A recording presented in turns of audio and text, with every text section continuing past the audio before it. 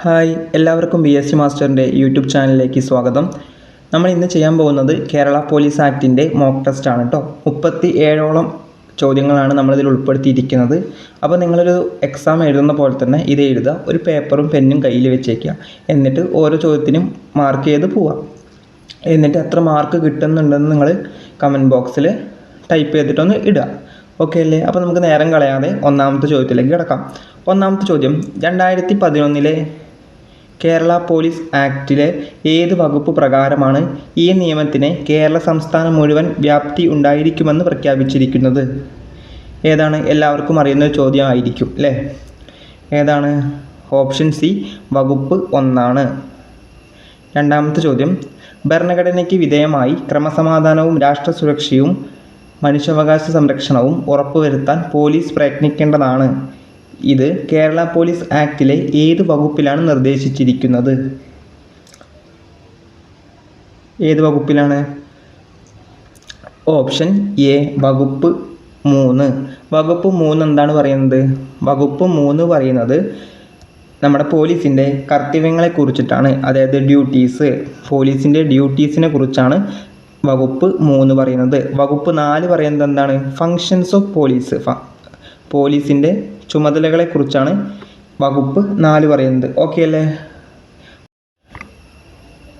മൂന്നാമത്തെ ചോദ്യം നോക്കാം. കേരള പോലീസ് ആക്ട് വകുപ്പ് 4 പ്രകാരം താഴെ പറയുന്നവയിൽ പോലീസിൻ്റെ ചുമതലകളിൽ ഫങ്ഷൻസിൽ ഉൾപ്പെടാത്തത് ഏതാണ്? ഉൾപ്പെടാത്തതാണ് ചോദ്യം. ഉൾപ്പെടാത്തത് ഏതാണ്? പക്ഷഭേദം കൂടാതെ നിയമം നടപ്പിലാക്കുക. അതേതാണ്? ശരിയാണ് അല്ലേ? പൊതുസ്ഥലങ്ങളിൽ ട്രാഫിക് നിയന്ത്രിക്കുക, അതും ശരിയാണ്, ഫംഗ്ഷനാണ്. കസ്റ്റഡിയിലുള്ള ആളുകൾക്ക് സുരക്ഷിതത്വം ഉറപ്പാക്കുക, അതും ഫംഗ്ഷനാണ്. ഓപ്ഷൻ ഡി, സ്വന്തം ഇഷ്ടപ്രകാരം പ്രതികൾക്ക് ശിക്ഷ വിധിക്കുക. തെറ്റല്ലേ?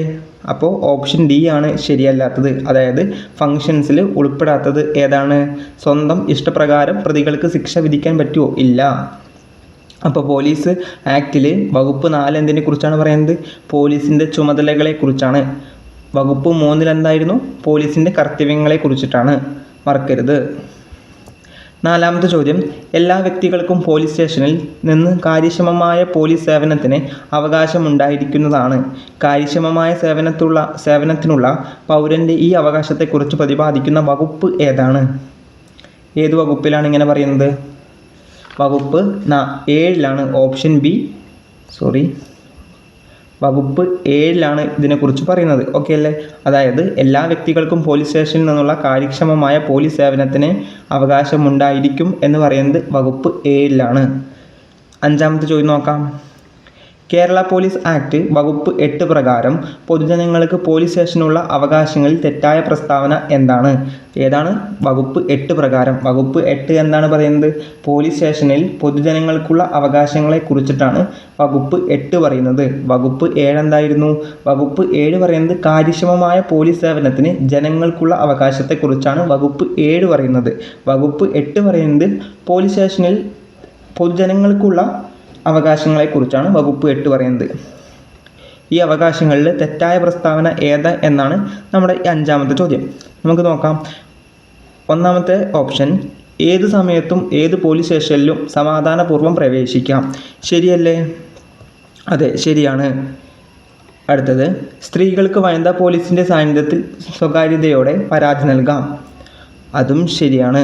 സി എന്താണ്? നൽകിയ പരാതിയുടെ കൈപ്പറ്റു രസീത് ചോദിച്ചു വാങ്ങാൻ അവകാശമില്ല. തെറ്റല്ലേ? രസീത് വാങ്ങാനൊക്കെ അവകാശമുണ്ട്. അതുപോലെ തന്നെ നമ്മുടെ കേസിൻ്റെ നടപടികളെക്കുറിച്ച് ചോദിച്ചറിയാനും ഏതൊരു പൗരനും അവകാശമുണ്ട് അല്ലേ? അപ്പോൾ അത് തെറ്റാണ്. പിന്നെ ഡിയും കൂടി നമുക്ക് വായിച്ചു നോക്കാം. നമുക്ക് ആൻസർ കിട്ടി. ഏതാണ് ആൻസർ എന്ന് പറയുന്നത്? ഓപ്ഷൻ സി ആണ് നമുക്ക് കിട്ടി. എന്നാലും നമുക്ക് ഡി ഒന്ന് വായിച്ചു നോക്കാം. ഒരു പ്രത്യേക വ്യക്തി സ്റ്റേഷൻ കസ്റ്റഡിയിലുണ്ടോ എന്നറിയാൻ പൗരന് അവകാശമുണ്ട്. അതും നമുക്ക് അവകാശമുണ്ട് അല്ലേ? അപ്പോൾ അതും ശരിയാണ്. അപ്പോൾ അടുത്ത ചോദ്യം നോക്കല്ലേ? ആറാമത്തെ ചോദ്യം, കേരള പോലീസ് സേനയുടെ ഔദ്യോഗിക ഘടനയും പദവി, അതായത് ജനറൽ സ്ട്രക്ചർ, പദവികളുടെ ആരോഹണ ക്രമത്തെയും കുറിച്ച് പ്രതിപാദിക്കുന്ന വകുപ്പ് ഏതാണ്? ഏത് വകുപ്പിലാണ് സ്ട്രക്ചർ, കേരള പോലീസിൻ്റെ സ്ട്രക്ചറെ കുറിച്ച് പറയുന്നത്? അതാണ് ചോദ്യം. ഏതാണ്? ഓപ്ഷൻ ബി, വകുപ്പ് 14. വകുപ്പ് 14 കേരള പോലീസിൻ്റെ ഘടനയെക്കുറിച്ച് പറയുന്നത്.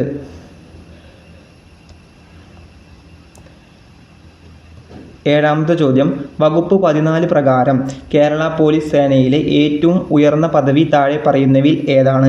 വകുപ്പ് 14 നമ്മൾ പറഞ്ഞു എന്താണ്? പോലീസ്, കേരള പോലീസിൻ്റെ ഘടനയെക്കുറിച്ചാണ് വകുപ്പ് 14 പറയുന്നത്. ഈ വകുപ്പ് 14 പ്രകാരം പോലീസ് സേനയിലെ ഏറ്റവും ഉയർന്ന പദവി, കേരള പോലീസിലെ ഏറ്റവും ഉയർന്ന പദവി താഴെ പറയുന്നവയിൽ ഏതാണ് എന്നാണ് ചോദ്യം. ഏതാണ്? ഓപ്ഷൻ ഡി ആണ് അല്ലേ, director general of police and state police chief, SPC എന്ന് പറയും അല്ലേ. എട്ടാമത്തെ ചോദ്യം, സൈബർ പോലീസിംഗ്, ജുവലൈൻ പോലീസ് യൂണിറ്റ്, ഫോറൻസിക് സഹായം തുടങ്ങിയ പ്രത്യേക വിങ്ങുകളും യൂണിറ്റുകളും രൂപീകരിക്കാൻ സർക്കാരിന് അധികാരം നൽകുന്ന വകുപ്പ് ഏതാണ്? ഏത് വകുപ്പ് പ്രകാരമാണ് സ്പെഷ്യൽ വിങ്സ് അതുപോലെ തന്നെ യൂണിറ്റൊക്കെ തുടങ്ങാൻ, വിങ്ങുകളും യൂണിറ്റുകളൊക്കെ തുടങ്ങാൻ സർക്കാരിന് അധികാരം നൽകുന്ന വകുപ്പ് ഏതാണ്? കേരള പോലീസ് ആക്ടിലെ വകുപ്പ് ഏതാണ് എന്നാണ് ചോദ്യം. ഏതാണ്? ഓപ്ഷൻ സി, വകുപ്പ് 21 പ്രകാരമാണ് ഇങ്ങനത്തെ യൂണിറ്റുകളും അതുപോലെ തന്നെ ഫോറൻസിക്കിൻ്റെ സഹായവും അതുപോലെ തന്നെ ജുവലൈൻ പോലീസ് യൂണിറ്റും സൈബർ പോലീസിംഗും ഒക്കെ സർക്കാരിന് രൂപീകരിക്കാൻ അധികാരം നൽകുന്നത്. ഒമ്പതാമത്തെ ചോദ്യം, പോലീസ് ഉദ്യോഗസ്ഥർ പൊതുജനങ്ങളോട് മര്യാദയോട് പെരുമാറണമെന്നും സ്ത്രീകൾ, കുട്ടികൾ, മുതിർന്ന പൗരന്മാർ എന്നിവരോട് പ്രത്യേക പരിഗണന കാണിക്കണമെന്നും വ്യവസ്ഥ ചെയ്യുന്ന വകുപ്പ് ഏതാണ്? ഏത് വകുപ്പാണ് അങ്ങനെ പറയുന്നത്?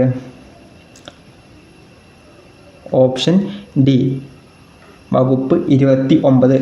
വകുപ്പ് 29 എന്താണ് പറയുന്നത്? പോലീസ് ഉദ്യോഗസ്ഥരുടെ പെരുമാറ്റത്തെക്കുറിച്ചാണ് അല്ലേ പറയുന്നത്. പോലീസ് ഉദ്യോഗസ്ഥരുടെ പെരുമാറ്റത്തെക്കുറിച്ചാണ് പറയുന്നത്. വകുപ്പ് 4 നമ്മൾ പഠിച്ചല്ലോ. വകുപ്പ് 4 എന്തായിരുന്നു? വകുപ്പ് 4 ഡ്യൂട്ടീസ് ആണോ അതോ ഫങ്ഷൻസ് ആണോ? വകുപ്പ് 4 ഫങ്ഷൻസ് ആണ് അല്ലേ, ചുമതലകളെക്കുറിച്ചാണ് പറയുന്നത്. പോലീസിൻ്റെ ചുമതലകളെക്കുറിച്ചാണ്. കർത്തവ്യങ്ങൾ ഏതായിരുന്നു? സെക്ഷൻ 3 കർത്തവ്യങ്ങളെക്കുറിച്ച് പറയുന്നത്. ഓക്കെ, കർത്തവ്യങ്ങൾ എന്ന് പറഞ്ഞാൽ ഡ്യൂട്ടീസ്, ഇത് രണ്ടും മാറിപ്പോവാതിരിക്കാൻ, അതായത് സെക്ഷൻ 4 അതുപോലെ തന്നെ സെക്ഷൻ 5 മാറിപ്പോവാതിരിക്കാൻ, സെക്ഷൻ 3 4 അല്ലേ, സെക്ഷൻ 3 4 മാറിപ്പോവാതിരിക്കാൻ ഒരു കോഡുണ്ട്. കോഡല്ല, ഒരു സിമ്പിളായിട്ട് ഉദ്ദേശിച്ച് വയ്ക്കാം. സെക്ഷൻ 3 എന്ന് പറയുന്നത് ഡ്യൂട്ടീസാണ്, സെക്ഷൻ 4 എന്ന് പറയുന്നത് ഫങ്ഷൻസാണ്. ഓക്കെ അല്ലേ. ഡി കഴിഞ്ഞിട്ടാണ് എഫ് വരിക, അങ്ങനെ ഓർത്താൽ മതി കേട്ടോ. ഡി കഴിഞ്ഞിട്ടാണ് എഫ് വരിക. ഡി എന്ന് പറയുന്നത് ഡ്യൂട്ടീസ്, കർത്തവ്യങ്ങൾ, ഫങ്ഷൻ എന്ന് പറയുന്നത് ചുമതലകൾ. ഓക്കെ, അപ്പോൾ സെക്ഷൻ 3 4 മാറി അങ്ങോട്ടും ഇങ്ങോട്ടും മാറിപ്പോവില്ല. ഓക്കെ അല്ലേ. പിന്നെ വകുപ്പ് 8 നമ്മൾ പഠിച്ചു. എന്തായിരുന്നു വകുപ്പ് 8? വകുപ്പ് 8 എന്ന് പറയുന്നത് പോലീസ് സ്റ്റേഷനിൽ പൊതുജനങ്ങൾക്കുള്ള അവകാശങ്ങളെക്കുറിച്ചിട്ടാണ് 8 പറയുന്നത് അല്ലേ, അവകാശങ്ങളെക്കുറിച്ചിട്ട്. പിന്നെ 21 നമ്മളിപ്പോൾ പറഞ്ഞിട്ടുള്ളൂ. ഏതാണ് 21 എന്ന് പറയുന്നത്? യൂണിറ്റ്, പ്രത്യേക വിങ്, സ്പെഷ്യൽ വിങ്സ് ഒക്കെ സ്റ്റാർട്ട് ചെയ്യാനുള്ള സർക്കാരിൻ്റെ അധികാരത്തെക്കുറിച്ചിട്ടാണ് 21 പറയുന്നത്. 29 വകുപ്പ് 29 നമ്മളിപ്പോൾ ചോദ്യത്തിൻ്റെ ആൻസറാണ്. ഏതാണ്? പോലീസ് ഉദ്യോഗസ്ഥരുടെ പെരുമാറ്റത്തെക്കുറിച്ചിട്ടാണ് വകുപ്പ് 29 പറയുന്നത്. ഓക്കെ, 10ാമത്തെ ചോദ്യം, താഴെ പറയുന്ന പ്രസ്താവനകളിൽ ശരിയായവ ഏതെല്ലാം? 2 പ്രസ്താവനകൾ തന്നിട്ടുണ്ട്, അതിലേതൊക്കെയാണ് ശരി എന്നാണ് ചോദ്യം. നമുക്ക് വായിച്ചു നോക്കാം അല്ലേ. ഒന്നാമത്തെ സ്റ്റേറ്റ്മെൻറ്റ്, വകുപ്പ് 21 പ്രകാരം പ്രത്യേക യൂണിറ്റുകളിൽ നോൺ പോലീസ് എക്സ്പേർട്സ് നിയമിക്കാവുന്നതാണ്. അതായത് എക്സ്പേർട്സ് ഇല്ലാത്ത പോലീസിനെ നിയമിക്കാവുന്നതാണെന്നാണ് ഒന്നാമത്തെ സ്റ്റേറ്റ്മെൻറ്റ്. വകുപ്പ് 21 എന്തായിരുന്നു? നമ്മൾ പഠിച്ചതാണ് അല്ലേ. വകുപ്പ് 21 എന്തായിരുന്നു? മറ്റേ സ്പെഷ്യലായിട്ടുള്ള യൂണിറ്റുകളും കാര്യങ്ങളൊക്കെ തുടങ്ങാൻ പറ്റും അല്ലേ. രണ്ടാമത്തെ സ്റ്റേറ്റ്മെൻറ്റ്, കസ്റ്റഡിയിലുള്ള ആരോടും മോശമായി പെരുമാറാനോ സഭ്യമല്ലാത്ത ഭാഷ ഉപയോഗിക്കാനോ പോലീസിന് അവകാശമില്ല. ഏതാണ്? രണ്ടും ശരിയാണ് അല്ലേ. 2 പ്രസ്താവനകളും ശരിയാണ്. സ്റ്റേറ്റ്മെൻറ്റ് രണ്ടും ശരിയാണ്. അപ്പോൾ ഓപ്ഷൻ സി ആണ് ശരിയായത്. 1 2 എന്നിവ ശരിയാണ്. 11ാമത്തെ ചോദ്യം, കേരള പോലീസ് ആക്ട് 2011 പ്രകാരം തെറ്റായ പ്രസ്താവന. ഏതാണ് തെറ്റായ പ്രസ്താവന എന്നാണ് ചോദിച്ചത്. ഒന്നാമത്, പക്ഷഭേദം കൂടാതെ നിയമം നടപ്പിലാക്കുക എന്നത് പോലീസിൻ്റെ ചുമതലയാണ്. ശരിയാണ്. സ്ത്രീകൾക്ക് വനിതാ പോലീസിൻ്റെ സാന്നിധ്യത്തിൽ സ്വകാര്യതയോടെ പരാതി നൽകാൻ പോലീസ് സ്റ്റേഷനിൽ സൗകര്യം ഉണ്ടായിരിക്കണം. അതും ശരിയാണ്. വാക്കാലോ രേഖാമൂലമോ നൽകുന്ന പരാതിയുടെ ചുരുക്കം സ്റ്റേഷനിലെ സ്ഥിരം രജിസ്റ്ററിൽ തത്സമയം രേഖപ്പെടുത്തേണ്ടതാണ്. അതും ശരിയാണ്. ഒരു വ്യക്തി പോലീസ് കസ്റ്റഡിയിൽ ഉണ്ടോ എന്നറിയാൻ രക്തബന്ധമുള്ള ബന്ധുക്കൾക്ക് മാത്രമേ അവകാശമുള്ളൂ. തെറ്റല്ലേ? രക്തബന്ധമുള്ള ബന്ധുക്കൾ വേണമെന്നുണ്ടോ? ഏതൊരു പൗരനും ഒരു വ്യക്തി പോലീസ് കസ്റ്റഡിയിലുണ്ടോ എന്നറിയാൻ അവകാശമുണ്ട്. ഏതൊരു പൗരനും അവകാശമുണ്ട്. അങ്ങനെ ചോദ്യം തന്നെ വന്നിട്ടുണ്ട് കേട്ടോ, ശ്രദ്ധിക്കണം. ഓക്കെ അല്ലേ? രക്തബന്ധമുള്ള ബന്ധുക്കൾക്ക് മാത്രമല്ല ഏതൊരു പൗരനും ഒരു വ്യക്തി പോലീസ് കസ്റ്റഡിയിലുണ്ടോ എന്നറിയാൻ അവകാശമുണ്ട്. 12ാമത്തെ ചോദ്യം, ഓഡിയോ വീഡിയോ അല്ലെങ്കിൽ ഇലക്ട്രോണിക് റെക്കോർഡുകൾ സൂക്ഷിക്കുന്നതിനുള്ള കുറിച്ചുള്ള വകുപ്പ് 33 പ്രകാരം താഴെ പറയുന്നതിൽ ശരിയായ പ്രസ്താവന. അപ്പോൾ നമ്മൾ ഇത് ഏതാണ് വകുപ്പ് പറയുന്നത്? ഏതാണ് വകുപ്പ് 33 എന്താണ് വകുപ്പ് 33 പറയുന്നത്? ഓഡിയോ വീഡിയോ അല്ലെങ്കിൽ ഇലക്ട്രോണിക് റെക്കോർഡുകൾ സൂക്ഷിക്കുന്നതിനെ കുറിച്ചിട്ടാണ് വകുപ്പ് 33 പറയുന്നത്.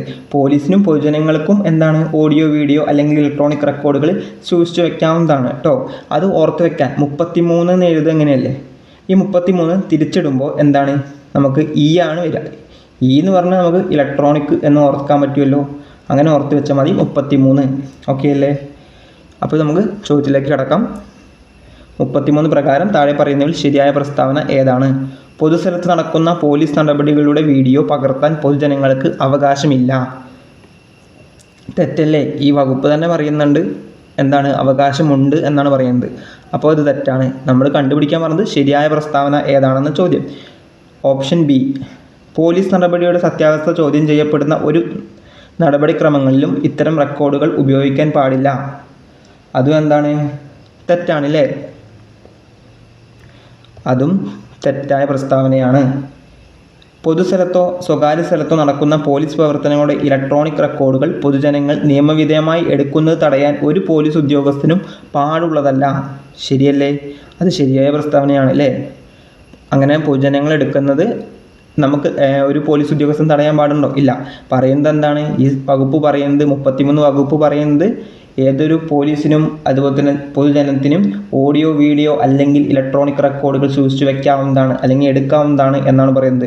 അപ്പോൾ ഒരു പോലീസ് ഉദ്യോഗസ്ഥനോട് തടയാൻ പറ്റുമോ? ഇല്ല, തടയാൻ പറ്റില്ല. അപ്പോൾ അത് ശരിയായ പ്രസ്താവനയാണ്. വീഡിയോ റെക്കോർഡുകൾ തയ്യാറാക്കാൻ പോലീസിന് അവകാശമില്ല. അത് കോടതിയുടെ പ്രത്യേക അനുമതിയോടെ മാത്രമേ പാടുള്ളൂ. അതും തെറ്റാണ്. അപ്പോൾ ഏതാണ് ശരിയായ ഉത്തരം? ഓപ്ഷൻ സി, പൊതുസ്ഥലത്തോ സ്വകാര്യ സ്ഥലത്തോ നടക്കുന്ന പോലീസ് പ്രവർത്തനങ്ങളുടെ ഇലക്ട്രോണിക് റെക്കോർഡുകൾ പൊതുജനങ്ങൾ നിയമവിധേയമായി എടുക്കുന്നത് തടയാൻ ഒരു പോലീസ് ഉദ്യോഗസ്ഥനും പാടുള്ളതല്ല. 13ാമത്തെ ചോദ്യം നോക്കാം. കേരള പോലീസ് ആക്ട് പ്രകാരം താഴെ പറയുന്ന പ്രസ്താവനകളിൽ തെറ്റ് ഏതാണെന്ന ചോദ്യം.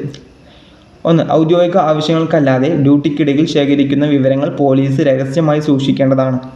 ഓക്കെ അല്ലേ? രണ്ടാമത്തെ ഓപ്ഷൻ, സ്റ്റേറ്റ് പോലീസ് ചീഫിൻ്റെ മുൻകൂർ അനുമതിയില്ലാതെ കസ്റ്റഡിയിലുള്ള വ്യക്തികളെ മാധ്യമങ്ങൾക്ക് മുന്നിൽ പ്രദർശിപ്പിക്കാനോ ഫോട്ടോ എടുക്കാനോ പാടുള്ളതല്ല. ആചാരം, മര്യാദ, സ്വകാര്യത എന്നിവയ്ക്ക് യാതൊരു പരിഗണനയും നൽകാതെ വേണം പോലീസ് സ്വകാര്യ സ്ഥലങ്ങളിൽ പ്രവേശിക്കാൻ.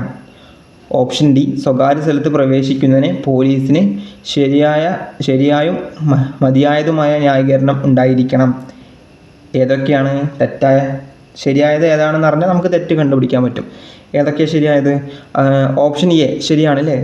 സ്റ്റേറ്റ് പോലീസിൻ്റെ ചീഫ് മുൻകൂർ അനുമതിയില്ലാതെ, അതും ശരിയാണ്. ഓപ്ഷൻ സി എന്താണ്? ആചാരം, മര്യാദ, സ്വകാര്യത എന്നിവയ്ക്ക് യാതൊരു പരിഗണനയും നൽകാതെ വേണം പോലീസ് സ്വകാര്യ സ്ഥലങ്ങളിൽ പ്രവേശിക്കാൻ. തെറ്റാണ്. കാരണം എന്താണ്? യാതൊരു പരിഗണനയും നൽകാതെയാണോ? അല്ല, മതിയായ പരിഗണനയും നൽകിക്കൊണ്ടുവേണം പോലീസ് സ്വകാര്യ സ്ഥലങ്ങളിൽ പ്രവേശിക്കാൻ. ആചാരം, മര്യാദ, സ്വകാര്യത എന്നിവയ്ക്ക് മതിയായ പരിഗണന നൽകിക്കൊണ്ട് വേണം പോലീസ് സ്വകാര്യ സ്ഥലങ്ങളിൽ പ്രവേശിക്കാൻ. പോലീസിൻ്റെ സ്വകാര്യ സ്ഥലങ്ങളിൽ ഉള്ള പ്രവേശനത്തെക്കുറിച്ച് പറയുന്ന വകുപ്പ് ഏതാണ്? 37 ആണല്ലേ? വകുപ്പ് 37 ഇത് പറയുന്നത്. അതുപോലെ തന്നെ ഓപ്ഷൻ എ കണ്ടോ? ആ ഓപ്ഷൻ എ, ഔദ്യോഗിക ആവശ്യങ്ങൾക്കല്ലാതെ ഡ്യൂട്ടിക്കിടയിൽ ശേഖരിക്കുന്ന വിവരങ്ങൾ പോലീസ് രഹസ്യമായിട്ട് സൂക്ഷിക്കേണ്ടതാണ്. പോലീസ് വിവരങ്ങൾ രഹസ്യമായി സൂക്ഷിക്കുക വകുപ്പ് ഏതാണ്? 31 ആണല്ലേ? വകുപ്പ് 31 പറയുന്നത് പോലീസ് വിവരങ്ങൾ രഹസ്യമായി സൂക്ഷിക്കണമെന്ന് പറയുന്നത് വകുപ്പ് 31. 37 പറയുന്നത് എന്താണ്? പോലീസിൻ്റെ സ്വകാര്യ സ്ഥലങ്ങളിലുള്ള പോലീസിനുള്ള പ്രവേശനത്തെക്കുറിച്ചാണ് പറയുന്നത്. 14ാമത്തെ ചോദ്യം, KPA അതായത് കേരള പോലീസ് ആക്ട് വകുപ്പ് 38 എന്താണ് പറയുന്നത്? കുറ്റകൃത്യം തടയുന്നതിനുള്ള പോലീസ് ഇടപെടലിനെ കുറിച്ചിട്ടാണ് കേരള പോലീസ് ആക്ട് വകുപ്പ് 38 പറയുന്നത്. ഈ വകുപ്പ് പ്രകാരം താഴെ പറയുന്ന പ്രസ്താവനകളിൽ തെറ്റായ പ്രസ്താവന ഏതാണ്? തെറ്റായ പ്രസ്താവന ഏതാണെന്നാണ് ചോദ്യം കേട്ടോ. തെറ്റായതാണ് ചോദിച്ചത്. ഒന്നാമത്തെ ഓപ്ഷൻ എ, കുറ്റകൃത്യം തടയുന്നതിനായി പോലീസിനെ സ്ഥലത്തുള്ള ഏതൊരു ആരോഗ്യമുള്ള പ്രായപൂർത്തിയായ വ്യക്തിയുടെ സേവനം ആവശ്യപ്പെടാം. അടുത്തത്, ബി. പോലീസിൻ്റെ ഇത്തരം നിർദ്ദേശങ്ങൾ അനുസരിക്കാതിരുന്നാൽ ആ വ്യക്തിയെ ഉടൻ തന്നെ അറസ്റ്റ് ചെയ്യാൻ പോലീസിന് അധികാരമുണ്ട്. സി. ന്യായമായ കാരണമുണ്ടെങ്കിൽ ആ വ്യക്തിക്ക് പോലീസിൻ്റെ ആവശ്യം നിരസിക്കാവുന്നതാണ്. Option D. ആവശ്യപ്പെട്ട സേവനം തത്സമയം നൽകിയില്ല എന്ന കാരണത്താൽ ജില്ലാ പോലീസ് മേധാവിയുടെ മുൻകൂർ അനുമതിയില്ലാതെ ആ വ്യക്തിക്കെതിരെ നിയമ നടപടി സ്വീകരിക്കാൻ പാടില്ല.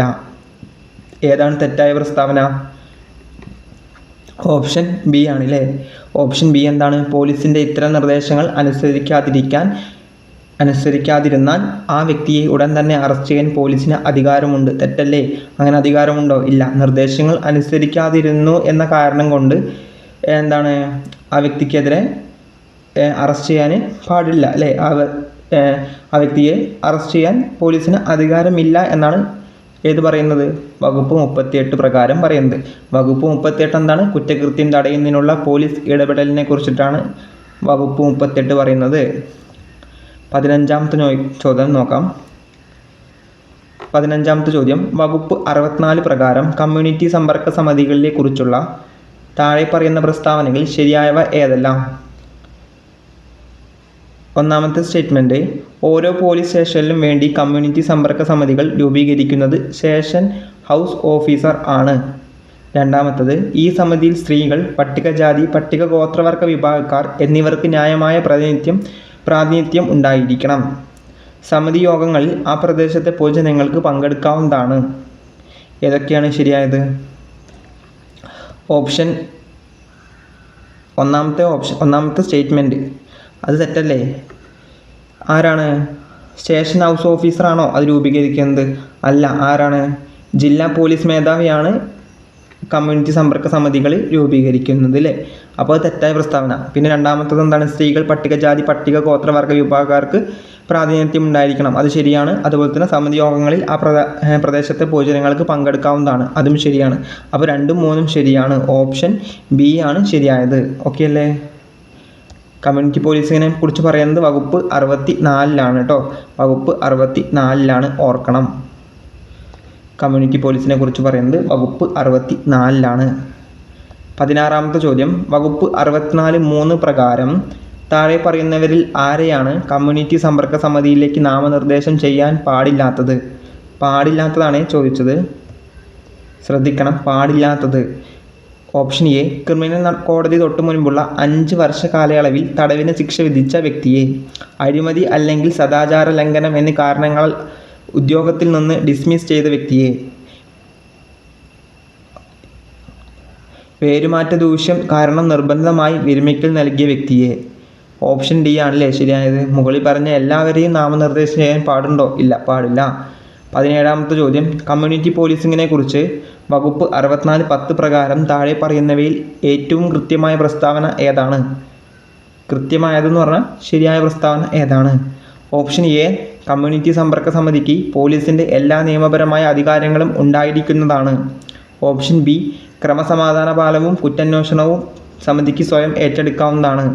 സമിതിക്ക് നിയമപ്രകാരമുള്ള പോലീസിൻ്റെ യാതൊരു അധികാരവും ഉണ്ടായിരിക്കുന്നതല്ല. കൂടാതെ കുറ്റാന്വേഷണ ക്രമസമാധാന പാലനമോ സമിതി സ്വയം ഏറ്റെടുക്കാൻ പാടില്ല. ഏതാണ്? ഓപ്ഷൻ സി ആണ് ശരിയായത്. 18ാമത്തെ ചോദ്യം, അഗ്നിബാധയോ അതുപോലെ തന്നെ ദുരന്തമോ ഉണ്ടാകുമ്പോൾ വഴികൾ അടയ്ക്കാനും രക്ഷാപ്രവർത്തനം നടത്താനും പോലീസിന് അധികാരം നൽകുന്ന വകുപ്പ് ഏതാണ്? ഏത് വകുപ്പ് പ്രകാരമാണ് ദുരന്തം ഉണ്ടാകുമ്പോൾ വഴികൾ അടയ്ക്കാനും രക്ഷാപ്രവർത്തനം നടത്താനും പോലീസിന് അധികാരം നൽകുന്ന വകുപ്പ് ഏതാണ്? വകുപ്പ് 69.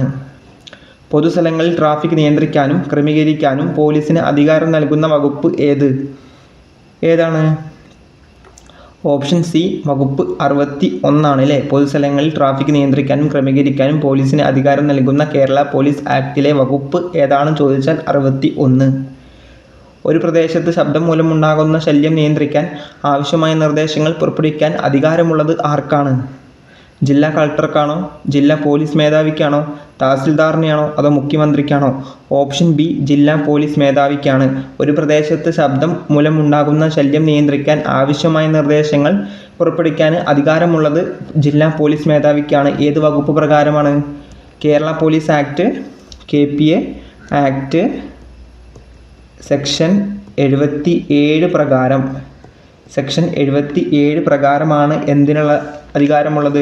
ഒരു പ്രദേശത്ത് ശബ്ദം മൂലമുണ്ടാകുന്ന ശല്യം നിയന്ത്രിക്കാനുള്ള അവകാശം ഉണ്ടാകുന്നത് സെക്ഷൻ 77 പ്രകാരമാണ്. ഇത് ഓർത്ത് വെക്കാനൊരു കോഡുണ്ട്, സിമ്പിളായിട്ട് ഓർത്ത് വെക്കാം. 77 എങ്ങനെയാണ് നമ്മൾ എഴുതുക? ഇങ്ങനെയല്ലേ, ഇങ്ങനെ നമ്മൾ എഴുതും അല്ലേ? ഇത് നമ്മൾ ശബ്ദമായിട്ട് കണക്ട് ചെയ്യണം. നമ്മളൊരു ശബ്ദം കേൾക്കുന്നത് ചെവിയിലൂടെയാണ് അല്ലേ? ചെവി എന്ന് പറയുമ്പോൾ എങ്ങനെയാണ്? ഈ 7 തിരിച്ചിട്ട എങ്ങനെ വരും? ഇങ്ങനെയും ഇങ്ങനെയല്ലേ 7 തിരിച്ചിട്ട വരിക? ഈ ചെവി ഇങ്ങനെയല്ലേ ഉണ്ടാവുക? അങ്ങനെ ഓർത്ത് വെച്ചാൽ മതി. 77 ഓക്കെ അല്ലേ? ഇതുപോലെ നമ്മളൊരു കണക്ട് ചെയ്ത് വെച്ചത് ഏതായിരുന്നു? 33 ഇതുപോലെ കണക്ട് ചെയ്ത് വെച്ചതാണ്. ഈ 3 തിരിച്ചിട്ടാൽ ഈ ആയി ഇലക്ട്രോണിക്. ഓക്കെ അല്ലേ? ഓർമ്മയില്ലേ ഇലക്ട്രോണിക് എന്തായിരുന്നു പറഞ്ഞത്? അതായത് പറഞ്ഞത് ഇലക്ട്രോണിക്കിൻ്റെ പറഞ്ഞത് നമ്മൾ അതായത് പോലീസിനെ പൊതുജനങ്ങൾക്കും ഓഡിയോ വീഡിയോ ഇലക്ട്രോണിക് റെക്കോർഡുകൾ സൂക്ഷിച്ചു വയ്ക്കാവുന്ന അധികാരത്തെക്കുറിച്ചാണ് 33 പറഞ്ഞത്. ഇപ്പോൾ നമ്മൾ പറഞ്ഞത് 77 അതായത് പൊതുസ്ഥലങ്ങളിൽ ഉണ്ടായിരുന്ന ശബ്ദം നിയന്ത്രിക്കാൻ, ശബ്ദം മൂലം ഉണ്ടാകുന്ന ശല്യം നിയന്ത്രിക്കാൻ പോലീസിന് അധികാരമുണ്ട്. ആർക്കാണ്? ജില്ലാ പോലീസ് മേധാവിക്ക് കേട്ടോ. 21ാമത്തെ ചോദ്യം, കേരള പോലീസ് ആക്ട് വകുപ്പ് 98 പ്രകാരം താൽക്കാലികമായി നിയമിക്കപ്പെടുന്ന സ്പെഷ്യൽ പോലീസ് ഉദ്യോഗസ്ഥരുടെ പ്രായപരിധി എത്രയാണ്? എത്ര പ്രായപരിധിയിലുള്ള ആൾക്കാരെയാണ് വകുപ്പ് 98 പ്രകാരം സ്പെഷ്യൽ പോലീസ് ഉദ്യോഗസ്ഥരായിട്ട് തിരഞ്ഞെടുക്കാൻ പറ്റുക? എത്രയാണ്? 18 വയസ്സിനും 60 വയസ്സിനും ഇടയിലുള്ളവരെയാണ്. 22ാമത്തെ ചോദ്യം, താഴെ പറയുന്നവരിൽ ആരെയാണ് സ്പെഷ്യൽ പോലീസ് ഉദ്യോഗസ്ഥരായി നിയമിക്കാൻ മുൻഗണന നൽകേണ്ടത്? വിമുക്ത ഭടന്മാർ, അതുപോലെ തന്നെ വിരമിച്ച പോലീസ് ഉദ്യോഗസ്ഥർ. ശരിയാണ്, അവർക്ക് പറ്റും. നാഷണൽ സർവീസ് സ്കീം NSS പ്രവർത്തകർ, അവർക്കും പറ്റും. സ്റ്റുഡൻറ്റ് പോലീസ് കേഡറ്റ് NCC അവർക്കും പറ്റൂലേ? അപ്പോൾ ഏതാണ്? ഓപ്ഷൻ ഡി, മുകളിൽ പറഞ്ഞവരെല്ലാവർക്കും പറ്റും. 23ാമത്തെ ചോദ്യം, സ്പെഷ്യൽ പോലീസ് ഉദ്യോഗസ്ഥരുമായി ബന്ധപ്പെട്ട് താഴെ പറയുന്ന പ്രസ്താവനകളിൽ തെറ്റായ പ്രസ്താവന ഏതാണ്? തെറ്റായ പ്രസ്താവനയാണ് ഓപ്ഷൻ എ, ഇവർക്ക് സാധാരണ പോലീസ് ഉദ്യോഗസ്ഥർക്ക് ഉള്ളതുപോലെയുള്ള അധികാരങ്ങളും പരീക്ഷകളും ഉണ്ടായിരിക്കും. ഇവരുടെ സേവനം ഏത് സമയത്തും മുന്നറിയിപ്പില്ലാതെ അവസാനിപ്പിക്കാൻ SP-ക്ക് അധികാരമുണ്ട്. ഇവർക്ക് കേസുകളോ പരാതികളോ അന്വേഷിക്കാനുള്ള ചുമതല നൽകാവുന്നതാണ്. ഇവർക്ക് ആയുധങ്ങൾ നൽകാൻ പാടുള്ളതല്ല. തെറ്റായ പ്രസ്താവന ഏതാണ്? ഓപ്ഷൻ സി ആണല്ലേ. ഓപ്ഷൻ സി എന്താണ്? ഇവർക്ക് എന്ത് പാടില്ല? കേസുകളോ പരാതികളോ അന്വേഷിക്കാനോ ചുമതല നൽകാനൊന്നും പാടില്ല. ഏത് വകുപ്പാണ്? 98(7) ഇങ്ങനെ പറയുന്നത്. 98 നമുക്കറിയാം എന്താണ്, സ്പെഷ്യൽ പോലീസിനെ കുറിച്ചാണ് പറയുന്നത്. 98 ഉപവകുപ്പായിട്ട് 7 എന്ത് പറയുന്നത്? ഇവർക്ക് കേസുകളോ പരാതികളോ അന്വേഷിക്കാനുള്ള ചുമതല നൽകാൻ പാടില്ല എന്ന് പറയുന്നത്. അതുപോലെ തന്നെ ആയുധങ്ങളും നൽകാൻ പാടില്ല എന്ന് പറയുന്നത് 98(7) ഓർക്കണം. 24ാമത്തെ ചോദ്യം, ഒരു ഇൻവെസ്റ്റിഗേഷൻ സമയത്ത് പോലീസ് അന്വേഷണം വഴിതെറ്റിക്കുക എന്ന ഉദ്ദേശത്തോടെ മനഃപൂർവ്വം തെറ്റായ സ്റ്റേറ്റ്മെൻറ്റ് നൽകുന്നത് ഏത് വകുപ്പ് പ്രകാരം ശിക്ഷാർഹമാണ്? ഏത് വകുപ്പ് പ്രകാരമാണ് ശിക്ഷാർഹമാണ്? വഴിതെറ്റിക്കുന്നത്, പോലീസ് അന്വേഷണം വഴിതെറ്റിക്കുന്നത് ഏത് വകുപ്പ് പ്രകാരമാണ് ശിക്ഷാർഹം? ഏതാണ്? ഓപ്ഷൻ ബി, വകുപ്പ് 117 പ്രകാരമാണ്. ഇങ്ങനെ ചെയ്യുന്ന വ്യക്തിക്ക് ലഭിക്കാവുന്ന ശിക്ഷ എന്താണ്? 3 വർഷം വരെ ആകാവുന്ന തടവാണ് അല്ലേ? 3 വർഷം വരെ ആകാവുന്ന തടവും അതുപോലെ തന്നെ 10,000 രൂപയിൽ കുറയാത്ത പിഴയും, അല്ലെങ്കിൽ രണ്ടും കൂടിയും. ഓക്കെ അല്ലേ? 25ാമത്തെ ചോദ്യം, അറിഞ്ഞുകൊണ്ട് പോലീസിനെയോ ഫയർഫോഴ്സിനെയോ വഴിതെറ്റിക്കാൻ വ്യാജമായി അപകട സൂചന നൽകുന്നത് ഏത് വകുപ്പ് പ്രകാരമാണ് കുറ്റകരം? ഏതാണ്? Option B, 118 പ്രകാരമാണല്ലേ. 118 പ്രകാരമാണ് ശിക്ഷ. അതിനുള്ള ശിക്ഷ എന്താണ്? സെയിം ആണല്ലേ. 3 വർഷം വരെ ആകാവുന്ന തടവും 3 വർഷം വരെ ആകാവുന്ന തടവും അതുപോലെ തന്നെ 10,000 രൂപയിൽ കവിയാത്ത തുകയും പിഴയുണ്ടായിരിക്കും, അല്ലെങ്കിൽ ഇവ രണ്ടും കൂടി ഉണ്ടായിരിക്കും. ഓർത്ത് വയ്ക്കുക. അപ്പോൾ 117 എന്താണ്? 117 പറയുന്നത് പോലീസിൻ്റെ ചുമതലകളിൽ ഇടപെടുന്നതിനുള്ള ശിക്ഷയെക്കുറിച്ചാണ് 117 പറയുന്നത്. 118 പറയുന്നത് എന്താണ്? ഗുരുതരമായ ക്രമസമാധാന ലംഘനം ഉണ്ടാക്കുന്നതിനുള്ള ശിക്ഷയെക്കുറിച്ചാണ് 118 പറയുന്നത്. ഓക്കെ അല്ലേ? 26ാമത്തെ ചോദ്യം നോക്കാം. വകുപ്പ് 120 പ്രകാരം ഉടമസ്ഥൻ്റെ അറിവോ സമ്മതമോ ഇല്ലാതെ എത്ര വയസ്സിന് താഴെയുള്ള കുട്ടികളിൽ നിന്ന് വിലപിടിപ്പുള്ള സാധനങ്ങൾ വാങ്ങുകയോ പണമായി സ്വീകരിക്കുകയോ ചെയ്യാൻ പാടില്ലാത്തതാണ്? എത്രയാണ്? Option B, 14. ആൻസർ ഇവിടെ കൊടുത്തിട്ടുണ്ട് അല്ലേ. ഓപ്ഷൻ ബി, 14 വയസ്സ്. 27ാമത്തെ ചോദ്യം, വകുപ്പ് 69 നമ്മൾ പറഞ്ഞു അല്ലേ. എന്താണ്? അഗ്നിബാധ, ദുരന്തം ഉണ്ടാകുന്ന സമയത്ത് ആ സമയത്തുള്ള നടപടികളെ കുറിച്ചിട്ടാണ് വകുപ്പ് 69 പറയുന്നത്. അത് സംബന്ധിച്ച് താഴെ പറയുന്ന പ്രസ്താവനകളിൽ തെറ്റായ പ്രസ്താവന ഏതാണ് എന്നാണ് ചോദ്യം. ഏതാണ് നോക്കാം. ജീവനോ സ്വത്തോ സംരക്ഷിക്കുന്നതിനുള്ള രക്ഷാപ്രവർത്തനം തടസ്സപ്പെടുത്തുന്നവരെ നീക്കം ചെയ്യാൻ പോലീസിനും ഫയർഫോഴ്സിനും അധികാരമുണ്ട്. ശരിയാണ്, അത് തെറ്റല്ല അല്ലേ? രക്ഷാപ്രവർത്തനങ്ങളുടെ ഭാഗമായി പൊതുവഴികളോ സ്വകാര്യ വഴികളോ അടയ്ക്കാൻ പോലീസിന് അധികാരമില്ല എന്നാണ് പറയുന്നത്. തെറ്റല്ലേ? അവിടെ എന്താണ്? അധികാരമുണ്ട് അല്ലേ? അധികാരമുണ്ട്. ഓക്കെ അല്ലേ? പിന്നെ ബാക്കി 2 സ്റ്റേറ്റ്മെൻറ്റുകളും ശരിയാവും അല്ലേ? ഓട്ടോമാറ്റിക്. എന്നാലും നമുക്ക് വായിച്ചു നോക്കാം. രക്ഷാപ്രവർത്തനത്തിനായി സ്വകാര്യ സ്ഥലങ്ങളിൽ കടക്കാനും ഹൗസ് പൈപ്പുകൾ കടത്തിവിടാനും ഉദ്യോഗസ്ഥർക്ക് അധികാരമുണ്ട്. ശരിയാണ്. രക്ഷാപ്രവർത്തനത്തിൻ്റെ ഭാഗമായി ഉണ്ടാകുന്ന നാശനഷ്ടങ്ങൾ ഇൻഷുറൻസ് പരിരക്ഷയ്ക്ക് അർഹമായ നാശനഷ്ടമായി കണക്കാക്കും. അതും ശരിയാണ്. ഓക്കെ അല്ലേ? 28ാമത്തെ ചോദ്യം നോക്കാം. സ്പെഷ്യൽ പോലീസ് ഉദ്യോഗസ്ഥരുമായി ബന്ധപ്പെട്ട് വകുപ്പ് 98 പ്രകാരം താഴെ പറയുന്ന പ്രസ്താവനകളിൽ ശരിയായവ ഏതെല്ലാം?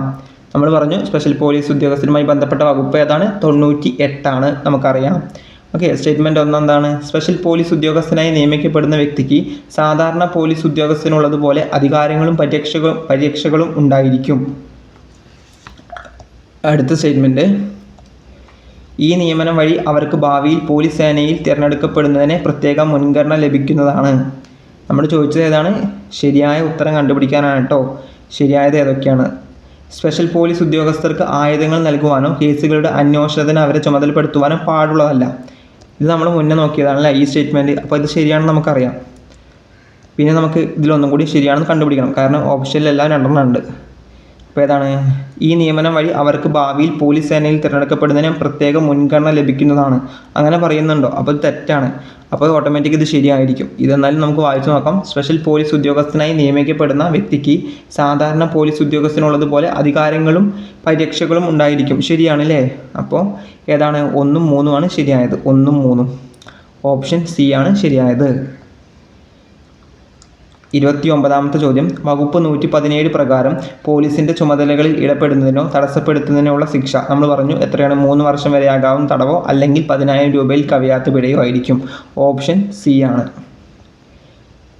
30ാമത്തെ ചോദ്യം. കേരള പോലീസ് ആക്ട് വകുപ്പ് 8 പ്രകാരം ഒരു പ്രത്യേക വ്യക്തി പോലീസ് കസ്റ്റഡിയിൽ ഉണ്ടോ എന്ന് അറിയുന്നതിനുള്ള അവകാശം നമ്മൾ ഓൾറെഡി പറഞ്ഞ ക്വസ്റ്റ്യനാണ്. ഏതൊരു പൗരനും അതിനുള്ള അവകാശമുണ്ട്. നമ്മൾ മുന്നത്തെ ചോദ്യത്തിൽ വന്നു രക്തബന്ധമുള്ളവർക്ക് മാത്രമേ അത് അറിയാൻ പറ്റുള്ളൂ എന്ന് ചോദ്യം വന്നിരുന്നു. അങ്ങനെയാണോ? അല്ല, ഏതൊരു പൗരനും അറിയാൻ പറ്റും അല്ലേ? ഓപ്ഷൻ ഡി ആണ് ശരിയായ ഉത്തരം. 31ാമത്തെ ചോദ്യം നോക്കാം. കേരള പോലീസ് ആക്ട് പ്രകാരം സംസ്ഥാന സുരക്ഷാ കമ്മീഷൻ്റെ സെക്രട്ടറി ആരാണ്? കേരള പോലീസ് ആക്ട് പ്രകാരം സംസ്ഥാന സുരക്ഷാ കമ്മീഷൻ്റെ സെക്രട്ടറി ആരാണ്? ഓപ്ഷൻ സി ആണ് സംസ്ഥാന പോലീസ് മേധാവി. PYQ ചോദ്യമാണ്, ശ്രദ്ധിക്കണം. 32ാമത്തെ ചോദ്യം സ്റ്റേറ്റ്മെൻറ്റ് ചോദ്യമാണ്. 2 സ്റ്റേറ്റ്മെൻറ്റ് തന്നിട്ടുണ്ട്. വാക്യം 1, വാക്യം 2 തന്നിട്ടുണ്ട്. വാക്യം 1 എന്താണ് പറയുന്നത്? ഒരു സ്വകാര്യ സ്ഥലത്ത് നടക്കുന്ന പോലീസ് നടപടിയുടെ വീഡിയോ റെക്കോർഡ് ചെയ്യാൻ പൊതുജനങ്ങളിൽ ആർക്കും അവകാശമുണ്ട്. നമുക്കറിയാം, അത് ശരിയാണ്, നമ്മൾ പറഞ്ഞതാണ്. അതുപോലെ തന്നെ രണ്ടാമത്തത്, ഒരു സ്വകാര്യ സ്ഥലത്ത് നടക്കുന്ന പോലീസ് നടപടിയുടെ വീഡിയോ റെക്കോർഡ് ചെയ്യാൻ പോലീസ് ഉദ്യോഗസ്ഥർക്ക് അവകാശമുണ്ട് അല്ലേ? അതും ശരിയാണ്. പൊതുജനത്തിനും അതുപോലെ തന്നെ പോലീസിനും അങ്ങോട്ടും ഇങ്ങോട്ടും എന്താണ് റെക്കോർഡും ചെയ്യാനുള്ള അവകാശമുണ്ട്.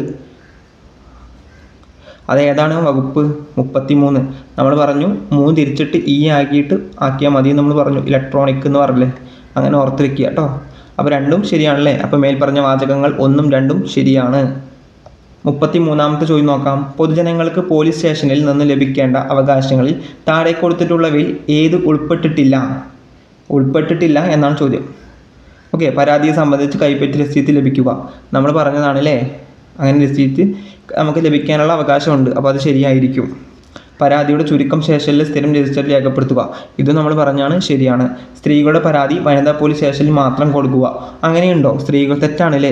സ്ത്രീകളുടെ പരാതി വനിതാ പോലീസ് സ്റ്റേഷനിൽ മാത്രം കൊടുക്കുക അങ്ങനെയല്ല. എല്ലാ പോലീസ് സ്റ്റേഷനിലും സ്ത്രീകളുടെ പരാതിയും ഏതൊരു പൗരൻ്റെയും പരാതി ഏത് പോലീസ് സ്റ്റേഷനിലും കൊടുക്കാൻ പറ്റും. അങ്ങനെ ഓർത്ത് വയ്ക്കുക കേട്ടോ. അതുപോലെ തന്നെ ഓപ്ഷൻ ഡി, ഏതെങ്കിലും ഒരു പ്രത്യേക വ്യക്തി ആ പോലീസ് സ്റ്റേഷനിൽ കസ്റ്റഡിയിൽ ഉണ്ടോ എന്ന് അറിയുക. അതും ഏതൊരു പൗരനും പറ്റും. അത് നമ്മൾ പറഞ്ഞതാണല്ലേ. അപ്പോൾ ഉത്തരം ഏതാണ്? ഓപ്ഷൻ സി ആണല്ലേ ഇതിൻ്റെ ഉത്തരം. Option C. 34ാമത്തെ ചോദ്യം 2011 കേരള പോലീസ് ആക്ട് സെക്ഷൻ 29 പ്രതിപാദിക്കുന്ന വിഷയം എന്താണ്? സെക്ഷൻ 29 എന്താണ് പറയുന്നത്? കേരള പോലീസ് ആക്ടിൽ പോലീസ് ഉദ്യോഗസ്ഥരുടെ പെരുമാറ്റത്തെക്കുറിച്ചാണ് പറയുന്നത്. ഓപ്ഷൻ സി ആണ് ശരിയായ ഉത്തരം. 35ാമത്തെ നോക്കാം. 2011 കേരള പോലീസ് ആക്ടിൽ കമ്മ്യൂണിറ്റി സമ്പർക്ക സമിതിയിൽ അംഗങ്ങളാകുന്നതിൽ നിന്ന് വിലക്കിയിട്ടുള്ള വിഭാഗം ഏതാണ്? ആരെയാണ് ഇതിൽ നിന്ന് വിലക്കിയിട്ടുള്ളത്? കമ്മ്യൂണിറ്റി പോലീസ് സമ്പർക്ക സമിതിയിൽ. കമ്മ്യൂണിറ്റി പോലീസിനെ കുറിച്ച് പറയുന്ന വകുപ്പ് ഏതാണ് നമുക്ക് ഓർമ്മയുണ്ടോ? 64 അല്ലേ? 64 പറയുന്നത്.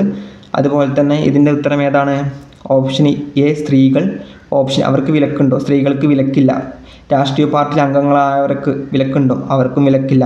അഴിമതി, പെരുമാറ്റ ദൂഷ്യം എന്നീ കാരണങ്ങളാൽ ഉദ്യോഗത്തിൽ നിന്ന് നീക്കം ചെയ്തവരെ അവർക്ക് വിലക്കുണ്ട് അല്ലേ? അപ്പോൾ ഓപ്ഷൻ സി ആണ് ശരിയായത്. ദാരിദ്ര്യരേഖയ്ക്ക് താഴെയുള്ളവർക്ക് അവർക്കും വിലക്കൊന്നുമില്ല. 36ാമത്തെ ചോദ്യം, പോലീസിൻ്റെ സംരക്ഷണത്തിലോ കസ്റ്റഡിയിലോ ഉള്ള ആരോടും മോശമായി പെരുമാറുകയോ അസഭ്യം പറയുകയോ ചെയ്യരുതെന്ന് കേരള പോലീസ് നിയമത്തിലെ ഏത് വകുപ്പ് നിഷ്കർഷിക്കുന്നു? ഏതാണ്? ഓപ്ഷൻ ഡി വകുപ്പ് 29. വകുപ്പ് 29 എന്തായിരുന്നു? പോലീസുകാരുടെ പെരുമാറ്റത്തെക്കുറിച്ചാണ് വകുപ്പ് 29 പറയുന്നത്. ഓക്കെ അല്ലേ? 37ാമത്തെ ചോദ്യം നോക്കാം. രക്ഷാപ്രവർത്തനത്തിനും ദുരിതാശ്വാസ പ്രവർത്തനങ്ങൾക്കും ആവശ്യമായ പൊതുവായതോ സ്വകാര്യമായതോ ആയ ഏതെങ്കിലും തെരുവോ വഴിയോ അടയ്ക്കാൻ പോലീസിനെ പ്രാപ്തമാക്കുന്ന കേരള പോലീസ് നിയമത്തിലെ വകുപ്പ് ഏതാണ്? വകുപ്പ് 69. വകുപ്പ് 69. ഓക്കെ അല്ലേ? അപ്പം നമ്മൾ ഇതുവരെ പഠിച്ച സെക്ഷൻസൊക്കെ ഇമ്പോർട്ടൻ്റ് ആയിട്ട് സെക്ഷൻസൊക്കെ ഒന്ന് റിവിഷൻ അടിക്കുകയല്ലേ? അവസാനമായിട്ട് ഇമ്പോർട്ടൻ്റ് ആയിട്ടുള്ള സെക്ഷൻസൊക്കെ ഒന്ന് നോക്കാം. ഏതൊക്കെയാണ് നോക്കാം. 37 ചോദ്യങ്ങൾ കേട്ടോ. അപ്പോൾ നിങ്ങൾക്കിത് എത്ര മാർക്ക് കിട്ടിയെന്ന് നിങ്ങൾ ഒന്ന് കമൻറ്റ് ചെയ്യുക. ഏറ്റവും പ്രധാനപ്പെട്ട സെക്ഷൻസൊക്കെ ഒന്നുകൂടി നമുക്ക് നോക്കാം. നമുക്ക് ഏതൊക്കെ നോക്കാം? പ്രധാനപ്പെട്ടത് മാത്രം. ഏതാണ്? സെക്ഷൻ 3 പ്രധാനപ്പെട്ടതാണല്ലേ? കർത്തവ്യങ്ങൾ, ഡ്യൂട്ടീസ് നമ്മൾ പറഞ്ഞു. പിന്നെ ഏതാണ്? 4 ചുമതലകളെക്കുറിച്ച് പറഞ്ഞു. പോലീസിൻ്റെ ചുമതലകളെക്കുറിച്ചാണ് വകുപ്പ് 4 പറയുന്നത്. 8 എന്താണ്? പോലീസ് സ്റ്റേഷനിൽ ജനങ്ങൾക്കുള്ള അവകാശങ്ങളെക്കുറിച്ചാണ് 8 പറയുന്നത്. ഇമ്പോർട്ടൻ്റ് ആണ് 8. പിന്നെ 14 ഇമ്പോർട്ടൻ്റ് ആണ്. 14 എന്താണ്? സേനയുടെ കേരള പോലീസിൻ്റെ ഘടനയെക്കുറിച്ചാണ് അല്ലേ? സ്ട്രക്ചറിനെ കുറിച്ചാണ് പറയുന്നത്. കേരള പോലീസിൻ്റെ ഘടനയെക്കുറിച്ചാണ് 14 പറയുന്നത്. പിന്നെ പ്രധാനപ്പെട്ടതാണ് 21 പ്രത്യേക വിങ്ങുകൾ, യൂണിറ്റുകൾ അങ്ങനത്തെ കുറിച്ചിട്ടാണ് പറയുന്നത്. 21 പറയുന്നത്. 29 പോലീസിൻ്റെ പെരുമാറ്റത്തെക്കുറിച്ചാണ് 29 പറയുന്നത്. പിന്നെ ഇമ്പോർട്ടൻ്റ് ഏതാണ്? 31 ഇമ്പോർട്ടൻ്റ് ആണ്. 31 എന്താണ്? വിവരങ്ങൾ രഹസ്യമായി സൂക്ഷിക്കണം എന്ന് പറയുന്നത് അല്ലേ? വിവരങ്ങൾ രഹസ്യമായി സൂക്ഷിക്കണം എന്ന് പറയുന്നത് 31 ആണ്. പിന്നെ 33 നമ്മൾ പറഞ്ഞു ഇലക്ട്രോണിക്. എന്താണ്? പോലീസിനും പൊതുജനങ്ങൾക്കും ഇലക്ട്രോണിക് റെക്കോർഡുകൾ സൂക്ഷിക്കാൻ പറ്റും അല്ലേ? അതാണ് നമ്മൾ പറഞ്ഞു 33. പിന്നെ 37 ഇമ്പോർട്ടൻ്റ് ആണ്. എന്താണ്? സ്വകാര്യ സ്ഥലങ്ങളിലുള്ള പ്രവേശനത്തെക്കുറിച്ചാണ് 37 നമ്മൾ പറഞ്ഞു. പിന്നെ ഏറ്റവും ഇമ്പോർട്ടൻ്റ് പറയുന്നത് 64 ആണ്. 64 കമ്മ്യൂണിറ്റി പോലീസ് അല്ലേ? കമ്മ്യൂണിറ്റി പോലീസിനെ കുറിച്ചാണ് 64. പിന്നെ ഏറ്റവും ഇമ്പോർട്ടൻ്റ് 69 ആണ്. 69 എന്താണ്? അപകടമുണ്ടാക്കുന്ന അവസരങ്ങളിലെ നടപടികളെക്കുറിച്ചാണ് 69 പറയുന്നത്. പിന്നെ 77 ചെവി നമ്മൾ പറഞ്ഞു. അപ്പോൾ എന്താണ്? ശബ്ദം മൂലമുണ്ടാകുന്ന ശല്യം നിയന്ത്രിക്കൽ അല്ലേ? ശബ്ദം മൂലമുണ്ടാകുന്ന ശല്യം നിയന്ത്രിക്കുന്നതിനെക്കുറിച്ചാണ് 77. പിന്നെ ഇമ്പോർട്ടൻ്റ് 98 ആണ്. 98 എന്താണ്? സ്പെഷ്യൽ പോലീസിനെ കുറിച്ചിട്ടാണ് 98 പറയുന്നത് അല്ലേ? സ്പെഷ്യൽ പോലീസിനെ കുറിച്ചാണ് 98. ഇത്രയാണ് ഇമ്പോർട്ടൻ്റ് ആയിട്ടുള്ള സെക്ഷൻസ്. അതായത് PYക്കും മുൻ വർഷങ്ങളിൽ വന്ന ചോദ്യങ്ങളൊക്കെ വെച്ച് നോക്കുമ്പോൾ ഇതാണ് ഏറ്റവും പ്രധാനപ്പെട്ട സെക്ഷൻസ്. അപ്പോൾ ഇതാണ് നമ്മളെ ക്ലാസ്. ഇത്രയേ ഉള്ളൂ നമ്മുടെ ക്ലാസ് ഇന്നത്തെ. കേരള പോലീസ് ആക്ടിൻ്റെ എല്ലാ ഇമ്പോർട്ടൻ്റ് ആയ ഭാഗങ്ങളും PYക്ക് ചോദ്യങ്ങളും എല്ലാം നമ്മൾ പറഞ്ഞിട്ടുണ്ട്. അപ്പോൾ നിങ്ങൾക്ക് എത്ര മാർക്ക് കിട്ടി, 37 എത്ര മാർക്ക് കിട്ടിയെന്ന് കമൻ്റായിട്ട് പറയുക. ഓക്കെ, അപ്പോൾ എല്ലാവരും നന്നായിട്ട് പഠിക്കുക കേട്ടോ. Thank you.